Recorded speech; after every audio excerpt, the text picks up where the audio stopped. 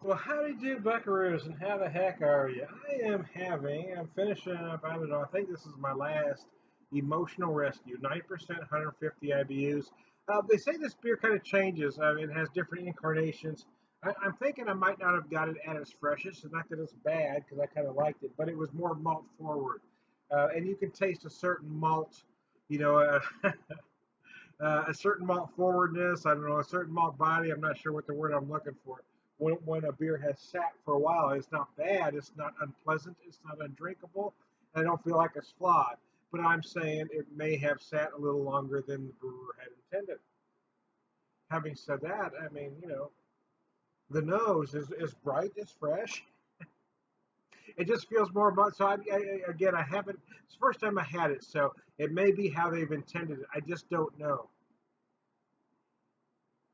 There is a lot of fresh citrus on the nose, though. I mean, there's a lot of bright tangerine. There's some pepper notes, but the flavors are big and malty. And again, when an IPA is sat for a certain length of time, there is a certain malt flavor that you get. That's kind of what I'm getting out of this.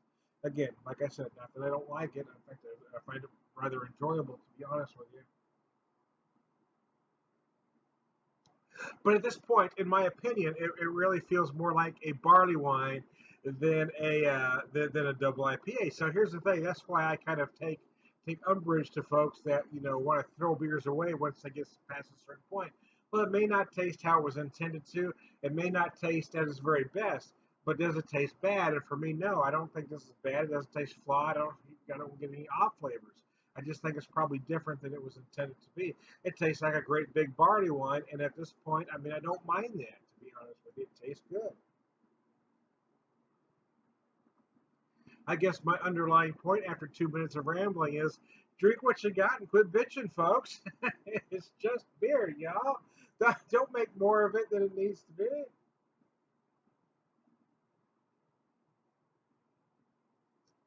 Oh yeah, yeah, it ain't bad at all, to be honest with you. Crazy Mountain, the first Crazy Mountain beer that I ever had, was sent to me from Dale Roberts of Craft Beer Central. If you're not familiar with Craft Beer Central or Dale Roberts, well, you need to get yourself familiar with him. He's a Colorado beer god. He's a guy that knows all about the Colorado craft breweries. If you're ever heading that way, he's certainly a guy you need to look up. I'm not going to tell you what his day job is because it's pretty important too. But he's a guy that really knows and understands Colorado craft breweries. He's a guy that's well known in that craft beer community. So if you're headed that way, if you're in Denver or thereabouts, drop his name. I'm sure somebody has heard of him. But he first sent me a beer called Lawyers, Guns, and Money, referred to as a barley wine, right? So I drank this barley wine, and I'm thinking, wow, this could be a double. It was freaking amazing. This doesn't taste like that, but I mean, it kind of brought back that memory that sometimes we get too hung up on what a style should taste like. Lawyers, Guns, and Money is hoppier than most barley wines. It's hoppier than most traditional barley wines. It's certainly hoppier than most British barley wines, or which would be traditional barley wines, I suppose. But it's even hoppier than most American barley wines. I mean, it's a big bad boy, but it's just put together so well. You just gotta love it. That's kind of what this one does too. I mean, I think again, it may not be how it was intended, but although my buddy the Brew Guru says sometimes a beer can fail in style, but you can enjoy it hedonistically. That's kind of what I'm doing with this one. Because to be honest with you, if somebody just handed me this in a glass and said drink it, I would think it was a barley wine, and that is the gosh honest truth. And I would love the hell out of it because what I'm drinking here is damn tasty.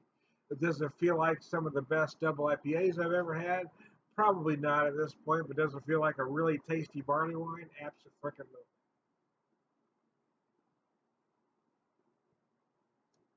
Again, sometimes us beer geeks get too hung up on semantics and forget to just enjoy the beer we're drinking.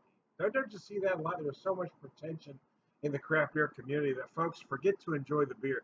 They're too busy looking at other folks and trying to make fun of other folks drinking whatever they're drinking, rather than just enjoy the beer they have. So here I am. enjoying the beer I have in the incarnation that it is in, thinking of the beer folks that I know.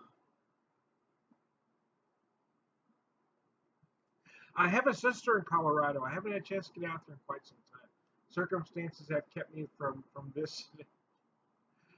We've planned trips several times, but things keep falling through. So, I'm not going to get into those details now. But I would love to go out there. Again, I have a sister out there. I've got a nephew and a niece out there. I love to visit.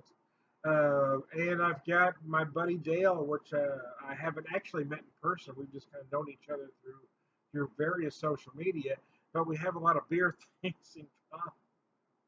I don't know that we'd hang out on a daily basis, but I think for 3 or 4 days we can get along pretty well and talk beer. Anyways,